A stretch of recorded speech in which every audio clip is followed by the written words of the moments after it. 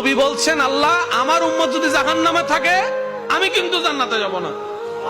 আল্লাহ বলছেন আপনি না গেলে তো জান্নাত উদ্বোধনই হবে না।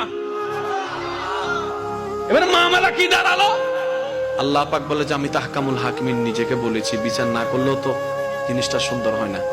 অনবী একটা কাজ করেন, ওয়ালা সাউফা ইউতিকা রাব্বুকা ফাতারদাত, আমি কাউকে বলি নাই, আপনাকে না বলেছি।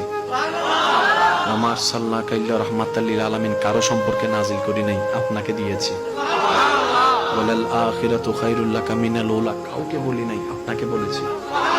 আর আমি আল্লাহ ভালো করে জানি আপনি হচ্ছেন উম্মতের দরদি নবী।